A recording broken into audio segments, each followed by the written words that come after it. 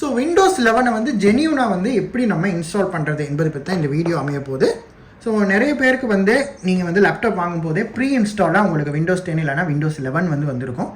So உங்களுக்கு Windows 10 இல்லைனா Windows 11 pre இன்ஸ்டாலாக வந்தால் மட்டும்தான் உங்களுக்கு இந்த ப்ரிவிலேஜ் இருக்குது, OEM என்ற ஒரு ப்ரிவிலேஜ். என்ன பார்த்தீங்கன்னா 90% ஆஃப் த லேப்டாப் வந்து ப்ரீ இன்ஸ்டால்டாக வந்து ஏதாவது ஒரு விண்டோஸ் வந்து வரும் கட்டாயமாக. ஸோ அந்த விண்டோஸில் இருக்க OEM கீயை வச்சு தான் நம்ம வந்து ஜென்யூனாக வந்து மறுபடியும் ஒரு விண்டோஸை இன்ஸ்டால் பண்ணால் நம்ம அதை ஆக்டிவேட் பண்ண முடியும்.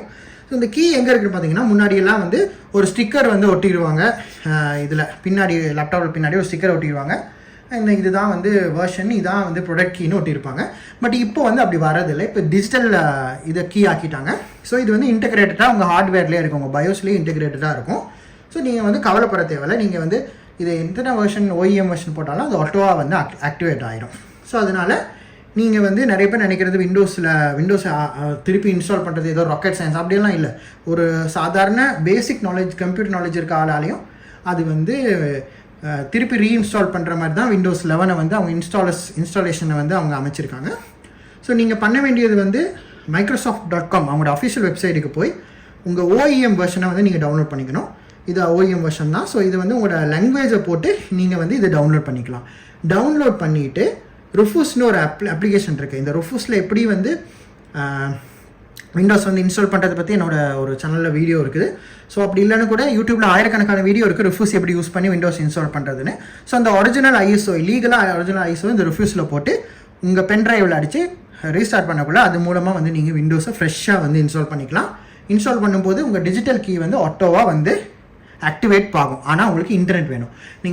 நீங்கள் ஆக்டிவேட் பண்ணுற நேரம் உங்களுக்கு இன்டர்நெட் வசதி இருந்துச்சுன்னு சொன்னால் உங்கள் ஒரிஜினல் OEM கீயில் உங்கள் விண்டோஸ் 11 வந்து ஆக்டிவேட் ஆகப்படும். இன்கேஸ் உங்களுக்கு விண்டோஸ் கீ ஆக்டிவேட் ஆகலை, நெட் இல்லை அப்படின்னு சொன்னால் லேட்டர் வந்து நீங்கள் போய்ட்டு ஈஸியாக வந்து செட்டிங்ஸில் போய்ட்டு நீங்கள் அதை ஆக்டிவேட் பண்ணி கொள்ளலாம். ஸோ இந்த OEM பார்த்தீங்கன்னு சொன்னால் விண்டோஸ் 11க்கு வந்து விண்டோஸ் 10 OEM கீ வந்து ஒர்க் பண்ணும், தாராளமாக 100% ஒர்க் பண்ணும். விண்டோஸ் 11 உங்களுக்கு ஆல்ரெடி வந்துருக்குன்னா வெல் அண்ட் குட், நீங்கள் அதையுமே வந்து ஆட்டோவாக வந்து ஆக்டிவேட் பண்ணிக்கலாம். ஆனால் விண்டோஸ் 7ஓ விண்டோஸ் 8ஓ உங்களுக்கு ப்ரீ இன்ஸ்டாலில் வந்துச்சுன்னா உங்களுக்கு வந்து விண்டோஸ் 11 வந்து அந்த OEM கீ வந்து யூஸ் ஆகாது. நீங்கள் வந்து ரீட்டெயிலாக வாங்குற மாதிரி இருக்கும், இல்லைனா உங்களுக்கு கிராக் பண்ணி போடுறது தான், நீங்கள் கிராக் பண்ணி போடுற மாதிரி தான் இருக்கும். உங்களுக்கு அந்த OEM ப்ரிவிலேஜ் வந்து இருக்காது. இது வந்து ஒரு 2015க்கு அப்புறம் வந்து லேப்டாப்ஸ் பார்த்தீங்கன்னா எல்லாமே டிஜிட்டல் கீயாக மாற்றிட்டாங்க. அந்த ஸ்டிக்கர் வந்து இப்போ வாரது இல்லை முன்ன மாதிரி. ஸோ இது வந்து டிஜிட்டல் கீ இருக்கவங்களுக்கு வந்து இந்த வீடியோ வந்து யூஸ்ஃபுல்லாக இருக்கும்னு நான் நம்புகிறேன்.